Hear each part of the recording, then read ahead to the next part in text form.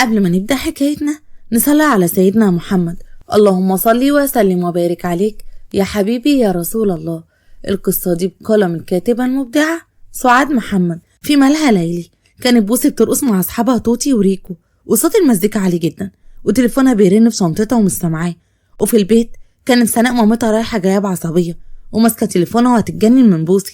كده يا بوسي بقى ده جزائي منك، وانا في العمر ده انا خلاص ما بقتش قادرة عليكي من بعد ابوكي ما راح. هعمل ايه يا رب؟ دبرني، داخلين على نص الليل، هو البت مش باينة، يعني ايه انا هسيبها تضيع مني؟ هو انا حلت غيرها؟ لا انا لازم اتصرف. وبعد ما خلصت بوسي سهرتها كانت راجعة على البيت وش الفجر ومعاها توتي وريكو. بوسي يا بسابيسو، متأكدة ان سنقة مش هتضايق ان انا هبت عندك؟ تضايق ايه بس يا ريكو؟ دي حتى ماما بتموت فيكو، صح يا توتي؟ اوف كورس، دي طنط سوني سكر. يلا بينا هنكمل السهرة للصبح في البيت، ولما النهار يطلع نجهز الشنط علشان نسافر دهب. ياي انا متحمسة قوي، واو دي هتكون سفرية طرش. ليتس جو ماي جيرلز. خلصت سناء صلاة الفجر وكانت قاعدة بتدعي لبوسي ربنا يهديها. يا رب ايديها واحفظها واسترها، وبعد عن الطريق العوج اللي ابوها ربها عليه، وبعد عن اصحاب السوق يا رب.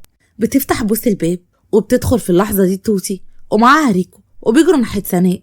واو ايه ده يا سونا، انت بتعرفي تصلي؟ عارفة انا مرة صليت وانا صغير، واكيد بقى طالما بتصلي تبقى كنت بتدعينا مش كده يا انتي؟ طبعا، ده اكتر دعوة بدعيها، وشكلها بتيجي مقلوبة. يا رب بقولك ابعد عنها اصحاب السوق، الاقيها جايباهم في ايديها. بوسي بزهق، بليز مامي وطي صوتك، احنا الوقت متأخر قوي الناس تسمعنا. يعني اسم الله عليكي، او نبيها واعية للوقت وعارفة اننا وقت متأخر. انا رننت عليكي كم مرة يا بوسي، مش بترد عليا ليه؟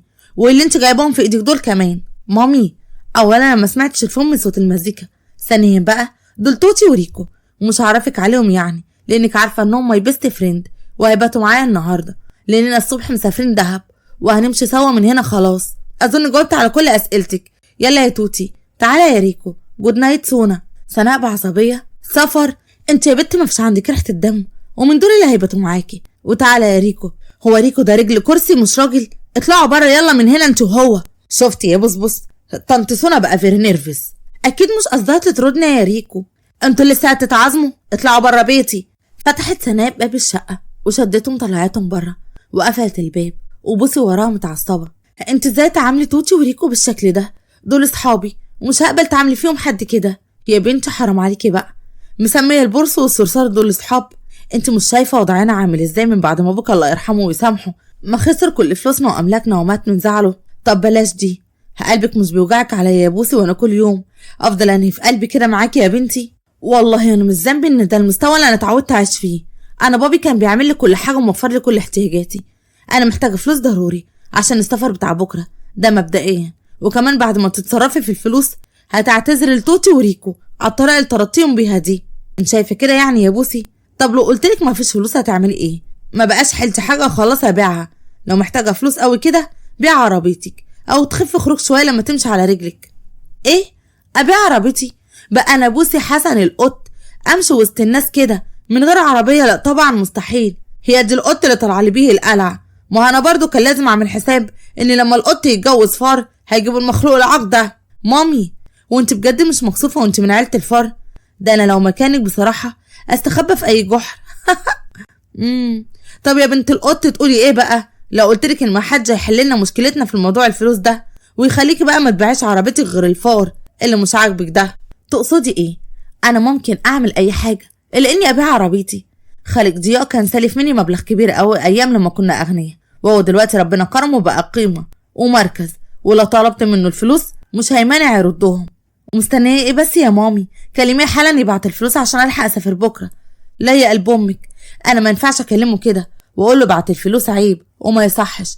احنا نروح نزورهم في البلد عشان شكلنا برضو ما يبانش ان حالتنا بقت صعبه كده، وهناك اطلب منه الفلوس وهو مش هيمانع، بالعكس هيرحب قوي. انت ما شفتيش ولاد خالك ولا عاوزه تشوفيهم، ده انت حتى متربيه وسطيهم، لولا الله يسامح ابوك القط خدك وصفرك. ولاد خالي يا مامي دول مرعبين قوي اصلا، البلد دي كلها مرعبه. لا لا لا انا مش هروح معاكي، روحي انت هاتي الفلوس وانا هستناكي هنا. لا يا بوسي انت اللي محتاجه الفلوس مش انا، لو مش هتيجي معايا فانا مش هتعب نفسي واروح، وكمان انا عاوزاكي عشان تاخديني في عربيتك المبجله، انا ما بقتش حمل بهدله مواصلات. بوسي بزهق، اوف خلاص هأجل السفر مع توتي وريكو لحد ما نرجع، بس هو يوم واحد ونرجع. تمام يا حبيبتي تمام. اطلع انا اجهز نفسي ونشوفي لو هتاخدي حاجه معاكي اكون جهزت شنطتي. تجهزي نفسك ايه يا مامي دلوقتي؟ بكره جهازي عادي مش لازم دلوقتي. لا يا قلب ما هو احنا هنسافر دلوقتي، انت مش كده كنت هتسهري مع لولي وكوكي بتوعك دول وتسافر الصبح، ولا هو مشوار انا اللي بيقف في زورك؟ مامي اسمهم توتي وريكو وخلاص، اجهزي براحتك. انا مش فاهمه بصراحه استعجالك ده ليه؟ حد يسافر دلوقتي؟ هطلع اخد شاور لحد ما تجهزي. وبعد اقل من ساعه كانت سناء واقفه قدام العربيه ومعاها 3 شنط كبار، وبوسي واقفه تبصلها باستغراب. ايه كل الشنط دي؟ انت ناويه تعيشي هناك؟ ده هو يوم واحد، ليه كل الشنط دي بس؟ يا بنت حطيهم بس انت في الشنطه وريحيني، دول شويه حاجات اخدهم لخالك واولاد خالك، عاوزانا يعني ندخل عليهم بايدينا فاضيه؟ على فكره مش مصدقاكي، انت اصلا ما كنتش تعرفي ان انا هروح عند خالي. لحقتي امتى جهزتي هدايا ليهم؟ لا بقول لك ايه، ما تعليش ضغطي، هتمشي وانت ساكته ولا نسك على خالك خالص والفلوس وتروحي تبيعي الاموره دي وتفكي زنقتك؟ اوف اركبي يا مامي اركبي يا رب نخلص من المشوار ده قبل ما يبدا. وفي الطريق كانت بوسي سايقه العربيه وماشيين وهي بتحاول تفتكر ولاد خالها ال5 وشكلهم وطباعهم، وكانت سرحانه وبتكلم نفسها. ياه بعد كل السنين دي هروح المزرعه واشوف ولاد خاله تاني؟ من وقت ما كنت وسطهم محوطني زي الاسود وانا وسطهم، وانا ما حسيتش بالامان ده في اي مكان تاني ابدا. اللي بتفكري فيه ده يا بوسي؟ اسود ايه بس، دول مجرد 5 فيران. وفي الوقت ده كانت سناء ساندة راسها على شباك العربيه وبتفتكر مكالمتها مع اخوها ضياء واللي بسببها رايحين هناك دلوقتي. فلاش باك، يعني انا هسيب البت تضيع؟ هو انا حلت غيرها؟ لا انا لازم اتصرف. مسكت تليفونها واتصلت بضياء اخوها اللي رد عليها بكل حنان. يا سناء توك افتكرت اني لك اخ يا بنت ابويا؟ حقك على عيني يا حبيبي، انت عارف حسن كان مانعني عنكم ازاي الله يرحمه ويسامحه بقى. لا حول ولا قوه الا بالله، حسن جوزك مات يا سناء، وانت ازاي تخبى على اي حاجه زي دي؟ مش كنت ابقى واقف في ظهرك وسندك يا اختي؟ معلش يا ضياء انا كل حاجه اتلخبطت لما توفى والدنيا سدت قدامي، وكنت في حيره ما بين اجراءات دفن وعزا وما بين البنك اللي حجز على كل املاكه وسابنا ما حلتناش حاجه، والبت بوسي كمان اللي دوختني وطلعت روحي لحد ما جبتها من البلد الاجانب اللي كان عايشه فيها. شد حيلك يا اختي قلبي معاكي، انا بس يطلع نهار ربنا واكون عندك اخد بيدك واشوف طلباتك. لا يا ضياء انا مش عاوزه طلبات، انا طالبه منك حاجه واحده بس وعايش مديونه لك بقى العمر كله. عيب عليك يا سناء، انت مش تطلبي انت تأمري امري يا غاليه. البت بنتي يا ضياء هتضيع مني وانا ما بقاليش غيرها. البت متربيه تربيه زي الزفت، لا تعرف دين ولا اصول، وماشيه مزاجها سهر واصحاب سوق، وما بقتش عارفه امسك لجامها خالص، وما لقيتش غيرك يا اخويا يا سر تسند عليه في حكايه زي دي. من نهار ربنا هكون عندك واخدك انت وبنتك وتعيشوا وسطنا معززين مكرمين ونعلمها الاصول والادب. دي بوسي كانت ورده بيتنا، اوصلها اللي بتقولي ده بس يا سناء. لا يا اخويا بلاش تيجي تاخدنا، لو عملت كده بوسي هتهرب ومش هعرف اجيبها تاني. سيب لنا موضوع انها تيجي عندكم دي، والباقي بقى عليك انت وال5 رجاله ولادك اسم الله عليهم وربنا يبارك لك فيهم يا حبيبي، وانا في انتظاركم على خيرة الله. ورجعنا من الفلاش باك، فاقت سناء من تفكيرها على صوت بوسي وبتنادي عليها. يا مامي معقوله كده حد ينام وهو فاتح عينه؟ لا انا صاحيه يا بوسي، كنت سرحانه بس شويه. سرحانه؟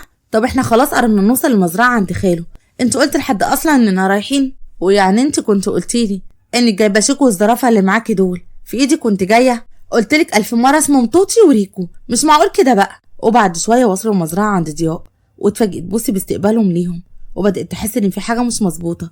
ماجده مرات ضياء نورت وشرفت الدنيا كلها، بقى كل دي غيبه يا سناء؟ ده انت وحشاني بشكل، كلك ذوق يا اصيله يا بنت الاصول يا مرات اخويا. يا الف اهلا وسهلا بالغاليه وبنتها. ازيك يا بوسي كبرت وبقيتي ست البنات اللهم بارك. هاي ازيك يا خالو؟ هاي ايه بس يا بسبوسه، خشي كده حب على ايد خالك وفكي كده، ده احنا ياما شلناكي من وسط الطين وانت بتمسكي الضفادع. ضفادع؟ مين ده؟ ده كرم يا بوسي، تعالي بس تعالي ادخلي ارتاحوا من السفر وافكرك بولاد خالك واحد واحد، هو انتم لكم غير بعض؟ يا ضياء يا اخويا وحشتوني قوي، كلكم وحشني، جو المزرعه واول البلد اللي يرد الروح. دخلوا كلهم ووصلهم ضياء لاوضهم عشان يرتاحوا، ودخلت بوسي ونامت فعلا كانها ما نامتش بقالها سنين. وطلعت سناء وقعدت مع ضياء تتكلم معاه. انا جبتها اهو زي ما قلت لك يا ضياء، بس هي ما تعرفش اننا هنقعد هنا، انا جبتها على اساس جايين زياره وما كانتش موافقه كمان. هنعمل ايه يا اخويا؟ ما تحمليش هم حاجه انت يا اختي، كفايه عليكي لحد كده دلوقتي، بقت وسط اهلها وناسها وقرب بقى بالطريقه اللي تشرف عيلتنا وترفع راسك بقى وسط الخلق. جهزت لكم الغدا يا حاج اتفضلوا. هطلع اصحي بوسي وننزل على طول. تسلم ايدك يا ماجدة. نادي على الشباب يا ماجدة وحصلن كلكم على السفرة. وفوق كانت بوسي صحت من النوم بعينيها المنفوخة من النوم. قامت فتحت باب الأوضة وخرجت وهي ناسية أصلا هما فين وإنها مش في البيت. مشت لحد ما لقت أوضة فتحتها ودخلت وكان ماجد ابن خالها على الأرض بيلعب ضغط. بوسي بتتاوب. عاوزة قهوة دماغها هتنفجر. قهوة؟ انت بوسي مش كده؟ انت مين وبتلعب ضغط في المطبخ ليه؟ لسه عبيطة زي ما انتي. طلعت سناء تصحي بوسي ما لقيتهاش. سمعت صوتها من أوضة ماجد راحت لها. انت بتهببي ايه هنا يا بوسي؟ لا مؤاخذة يا حبيبي، هي بوسي كده بتمشي وهي نايمة. لا ولا يهمك يا عمتي، انا كده كنت نازله عشان الغدا. فاقت بوسي وافتكرت انهم في بيت خالها ونزلت مع سناء عشان الغدا. وفي اخر السلم وقفت مصدومه لما شافت ماجد تحت معاهم على السفره وراحت ناحيته بصت له بصه مريبه. عملتها ازاي دي ها؟ لا بجد عملتها ازاي انت؟ هي ايه اللي عملتها ازاي؟ انا ما عملتش حاجه يا بنتك مجنونه يا عمتي. لا بقى، هو انا مش لسه سايباك فوق في المطبخ بتلعب ضغط؟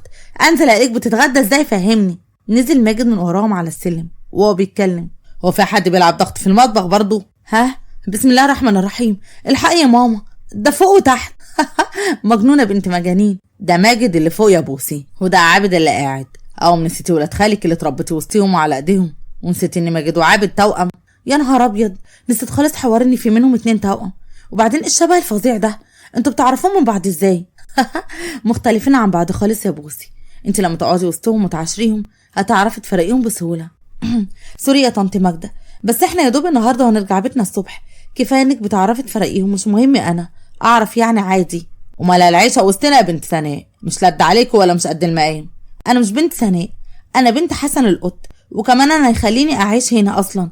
احنا لنا بيت واكيد هنرجع له ونعيش عندكم. ليه؟ كان لكم بيت يا بنت القط ودلوقتي ما بقاش بيتكم، اتحجز عليه وما بقاش لكم مأوى غير هنا. لا يا خالو انت اكيد بتهزر. مامي ده بيقولك بيتنا اتحجز عليه، احنا سايبين البيت وجايين زياره وهنرجع تاني، مش كده يا مامي؟ هناك بيتكم وهنا كمان بيتكم يا بوسي. انت نسيت انك كنت عايشه هنا معانا وكنت مبسوطه قد ايه؟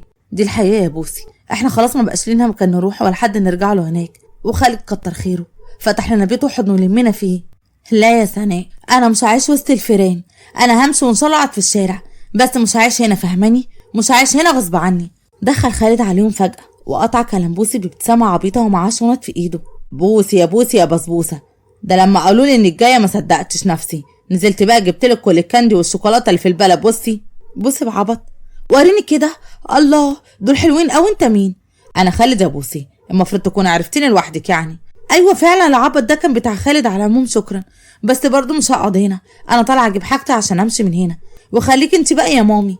وفعلا طلعت بوسي وجابت شنطتها ونزلت عشان تمشي، لكن وقفت مرة واحدة لما بصت عند الباب ولقت ولاد خالها الأربعة خالد وكرم وماجد وعابد واقفين زي الحيط قدام الباب. بلعت رقة بخوف بتتكلم. على فكرة أنا ممكن أمشي دلوقتي عادي ومش خايفة منكم ولا تقدروا تمنعوني أصلا، أنا بس مش عارفة أسافر دلوقتي لأني ما بحبش أسوق بالليل. لا أحس كده، ما تحمليش هم يا بنت القط، ما فيش عربية أصلا تسوقيها، فلو تعرفي تعدي الحيطة دي مش هتسوقي ولا حاجة، هتاخديها جري لحد بيتكم لأني معكيش حتى حق المواصلات. مفيش عربيه ازاي يعني؟ عربيتي فين يا مامي؟ بقول لكم ايه، كل اللي عربيتي راحت خلاص يا قلب امك. عربيتك راحت مع كل اللي راح، لا بقى في بيت ولا عربيه، مش فاضل لينا بعد ربنا غير خالك وولاد اسم الله عليهم ربنا يحميهم. بقى كده انت اتفقتي معاهم عليا يا سناء بقى عشان انا القطه الوحيده هنا؟ بتتكتروا عليا يا فران، انا بقى هوريكم القطه هتدخلكم كلكم المصيده ازاي. ما تنسيش تحط لنا جبنه رومي في المصيده يا بنت القط. طلعت بوسي ومتعصبه بتتنطط على اوضتها وقاعده تفكر هتخرج من هنا ازاي، واول حاجه جت في دماغها انها تنزل من الشباك بما انه مش عالي قوي عن الارض. بقى فاكرين انكم حابسيني؟ انا هوريكم القطط ازاي تقدر تمشي على الحيط. ربطت الملايات ببعض وربطتهم واتعلقت علشان تنزل، واول ما حطت رجلها على الشباك الملايات فكت ولقت نفسها بتقع. غمضت عينيها جامد وقعدت تصوت. الحقوني بموت يا رب، مش عاوزه اموت دلوقتي، انا لسه عاوزه اسافر دهب مع توتي وريكو. وفجاه سكتت لما حست نفسها انها ثابته مش بتقع ولا حاجه. فتحت عين واحده بخوف يتبرطم. ايه هو انا مت خلاص؟ طب ما نمت العسال اهو، امال الناس بتخاف منه ليه؟ بتفتح عينيها لقيت نفسها في ايد ولاد خالها الاربعه وشايلينها وقاعدين يضحكوا عليها. اتكسفت من نفسها. لا ما متش ولا حاجه يا قطه، احنا سقطناكي، ده طلع حقيقي قطه بسبع ارواح زي ما بيقولوا، بس محتاجه تخسي شويه يا بوسي، انا بصراحه ظهري اتقطم، لسانها لوحده 10 كيلو. بتنط بوسي وبتنزل من ايدهم بعصبيه وبتقف قدامهم بتحدي. بصوا بقى يا ولاد الفار، لو فاكرين انكم هتقدروا عليا تبقى دماغكم تعبانه ومحتاجين تروحوا للدكتور، انتوا مش في صالحكم خالص انكم تكسبوا عداوتي، ها؟ كرم بتسليه. صدقوا مع حق. طب ممكن نكسب ايه لو مش هنكسب عداوتك يا قطه؟ انت بتاخد وتدي معاه في الكلام يا كرم. شيل يا عم احدفها جوه، مش ناقصين مصايب مع ابوك. بتمسكه بوسي من قفاه وبترفع صوابعها في وشه بتحذير. بص يا عابد، اما تتكلم عني اتكلم بتفخيم، ودي اول حاجه لازم تعملوها عشان تكسبوني، ها؟ سامع يا عابد؟ بفخم القطه وفاهمه انها نمر. انا داخل مش ناقص بتنجان. عابد اقصد ماجد. يو بقى، هو مفيش احترام ليا خالص كده؟ بصراحه العيال دول مستهفئينك قوي يا بص. سيبك منهم، تعالي وانا هقولك ماشي على اي هبل تقوليه. ايوان هو ده، خدي خالد يعجبك، انا داخل انام.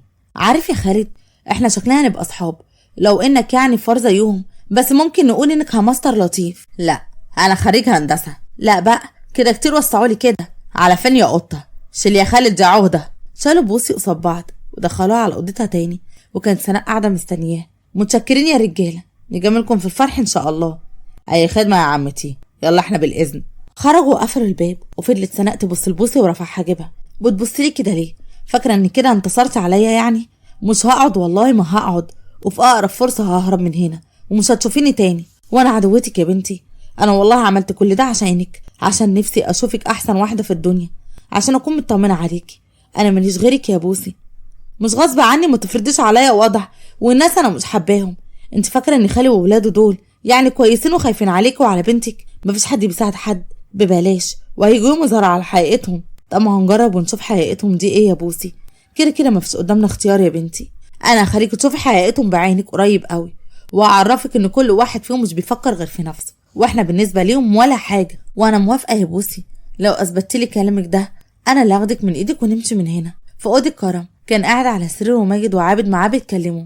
البت دي بتصرصر كتير قوي، ما فيهاش غير لسان اطول منها، وهي اصلا ولا الهوا. هي جديده علينا يعني يا ماجد، ما من صغرها كده، بس مش عارف هي اللي راجعه كرهانه كده، مش قادره افسر ده. انا مش شايل غير هم رابح لما يرجع من السفر ويلاقي البلوه دي هنا. ده قليل ان مطلع لسانها ده لف حوالين رقبتها خنقها بيه.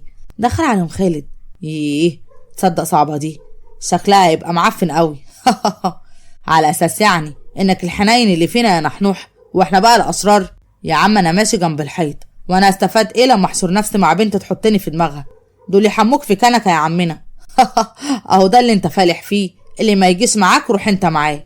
المهم من هنا لحد ما يرجع رابح ونشوف هنروض القطه الشرسه دي ازاي. ما حدش فيكم يجيب سيره الرابح بوجودها. ها يا جدعان بتبصولي ليه؟ هو انا فتان يعني؟ لا ابدا. في اوضه بوسي كانت ماسكه تليفونها وبتكلم توتي وريكو فيديو بتحكي لهم على اللي هي فيه. قد ايه طنط سون دي طلعت نوتي ازاي تعمل فيك انت كده؟ انت ازاي قادره تعيشي مع الجاموسات والبقرات يا بوسي؟ يا ريت على قد الجاموسات يا توتي، ده انا عايشه وسط قطيع من الفيران عاملين عليا قصود. بقول لكم ايه، توتي وريكو في صوت واحد. ايه انا عندي فكره، مفيش حد هيساعدنا نخرج من هنا غيركم انتوا. احنا معاكي طبعا من غير تفكير. تاني يوم قامت الصبح بوسي من نومها ونزلت بشويش وهي مش مصدقه ان مفيش حد موجود يراقبها. فضلت تبص حواليها لحد ما فتحت الباب وخرجت على الجنينه، وهي بتتسحب ولسه هتعدي البوابه سمعت صوت كرم من وراها. حد يهرب الصبح كده على غير الريق؟ ايه اهرب؟ مين ده اللي يهرب؟ ده انا كنت بدور على دواء المغص. دواء المغص لو جالك هيزق من حواراتك يا بوسي ويعتزل المهنه. تعالى اقعدي فكك من اللي في دماغك ده. بوسي راحت قعدت قصاده بزهق، وهو كل ده بيتكلم من غير ما يرفع عينه وباصص في كتاب بيقراه. وانت بتقرا؟ لا بستحمى يا بوسي. مش قصدي على فكره، اقصد يعني بتقرا ايه؟ رفع كرم الكتاب ببرود وهو بيوريها اسم الكتاب. بوسي بذهول. جنون العظمه، انت تابع انهي قبيله؟ بتعبت ايه يا عم انت فهمني؟ البطاطس. انا بالشكل ده مش هقدر اعيش والله، بكتير 3 ايام كمان وهموت مجلوطه. حرام. العمر دي بتاعت ربنا وحد الله. صحيح يا كرم، انا فاكره انكم كنتوا 5، فين الخامس؟ ها مسافر، وده من رحمه ربنا عليكي. شافت بوسي ماجد وهو خارج يجري من البيت وبيفتح البوابه، قامت تجري وراه ومكمل جري ومش معبره. ايه في ايه؟ انت حد من اصحابك مات؟ اجري يا بوسي وانت ساكته، اتقطع نفسي جري دقيقه كمان وهتلاقي جثه بوسي هي اللي بتجري وراك يا ابن المجانين. ماجد وقف. يوه انت ايه مش بتفصلي لسانك ده؟ بتبيتيه على الشحن. تصدق انا جازمه اني جريت وراك، فكرت في مصيبه قلت اساعدك، واخوك التور كان قاعد ما فكرش يشوف مالك بتجري ليه. مش ممكن يكون ما قامش عشان عنده مخ في دماغه، ربنا مديهوله يفكر بيه. واحد صاحي الساعه 7 صباحا لابس ترنج رياضي وكوتشي وبيجري، هيكون ايه؟ راح يعزف كابتن النادي مثلا؟ تقصد يعني انك هتجري ولا لسه هتقري في الكلام كتير؟ لا، مع نفسك اجري انت يا وحش المجرة، انا خلاص قطعت النفس. لا خلاص، طالما جريتي ورايا وبلاتيني بيكي يبقى تكملي لحد ما نرجع سوا. اجري واستغل طاقتك دي في اي حاجه غير الكلام. منك لله. وبعد ساعه جري رجع ماجد البيت وهو جاري البوسي وراه قطع النفس بتتحرك بالعافيه. هي مالها يا ابني؟ انا حاساها مرهقه كده. لا دي باين عليها مبسوطه هي يا عمتي، ما تكبريش الموضوع. اطلعي بقى غيري لبسك ده وانزلي عشان الفتره التانيه. انت عارف يا ماجد، انا مش لو شفتك بتجري، لا، انا لو شفتك متعلق من رجليك ومربوط في عربيه وبيسحلوك مش همشي وراك تاني ولا اسالك انت بتهبب ايه. عضمي اتكسر منك لله. طلع بوسي وتلموا كلهم على الفطار وبدا ضياء يتكلم معاهم. انا عارف ان بنت عمتكم دماغها صلبه حبتين، بس واثق فيكم انكم رجاله وهتعرفوا ترجعوها لصوابها من تاني. ما تشيلش هم حاجه يا حاج، بوسي اختنا قبل ما تكون بنت عمتنا. صحيح يا حاج، انا نسيت اقولك ان رابح رجع النهارده من السفر، كلمته امبارح وقال له انه جاي النهارده باذن الله. يرجع بالسلامه يا رب. وحشنا رابح قوي اسم الله عليه، ده مولود على ايدي. وبعد كام ساعه في ميعاد الغدا وكلهم متجمعين على السفره، وفجاه سمعوا صوت غريب في الجنينه. طلعت بوسي تجري على بره بفرحه وكلهم وراها. توتي، ريكو، وحشتوني موت. يا نهار مقندل، جوز الصراصير دول ايه اللي جابهم هنا؟ من العيال الملونين زي بتشم النسيم دول يا سناء، وبنتك بتحضن عليهم كده ليه؟ دول شيكو وميكو يا اخويا، اصحاب السوق اللي قلت لك عليهم في التليفون قبل ما نرجع. معرفش ايه بس اللي وصلهم لهنا. دول شكلهم شبه الكرتون.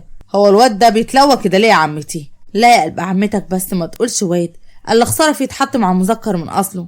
تعالوا بقى اعرفكم على قرايبي الفيران.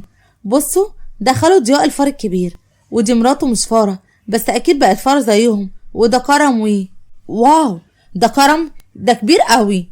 نعم، هو ايه نوع المخلوق ده؟ معلش ما تهزرش بقى يا ريكو، خلينا اكمل. وده خالد لا، ده خلاص انا سميته لودي لايق عليه موت. انا لودها. ودول بقى ده عابد وده ماجد او ده ماجد وده عابد. بصوا، هو واحد عابد والتاني ماجد. دول حلوين موت يا بوسي، انا حبيتهم خالص. بس كده ناقص واحد يا بوسي. انت قلت انهم سوري يعني 5 ماوس، فين الفار الخامس؟ ما انا لما جيت ما لقيتش غير 4 بس. هو الخامس ده مسافر تقريبا، بس كويس انا اصلا بخاف منه، مرعب كده وشرير ونوطي قوي. تقريبا كده كان اسمه ناجح او فالح، حاجه فيها انجاز يعني. فجاه كلهم برقوا وبص ورا بوسي برعب، واللي كان واقف وراها رابح بهيئته المرعبه وبدلته السودا. رابح بهدوء، رابح. بوسي باندفاع، ايوه كان اسمه كده فعلا يا ابن اللذينه. سكتت بوسي فجاه وبصت عليهم، لقيتهم كلهم بيبصوا وراها. ما كان الصوت. هو مين اللي اتكلم دلوقتي وقال الاسم؟ انتوا بتبصوا ورايا ليه؟ هو هو بعينه. ريكو بيقرب عليه. واو، وبيوتيفول ده جامد قوي. رابح مسك ريكو من قفاه واتكلم بصوت مرعب عالي قوي. انا مش قلت 100 مره ترش المزرعه من الحشرات دي؟ وبكده تكون خلصت حلقه النهارده، واستنوني في حلقه جديده. وبتمنى تكون القصه عجبتكم. لو عجبتكم اكتبوا لي في التعليقات هتحتاجوا منها حلقات كتير ولا لا. وقبل ما انهي معاكم الفيديو بدعوكم تشتركوا لي في القناه وتفعلوا الجرس وتضغطوا لايك للفيديو. والسلام عليكم ورحمه الله وبركاته.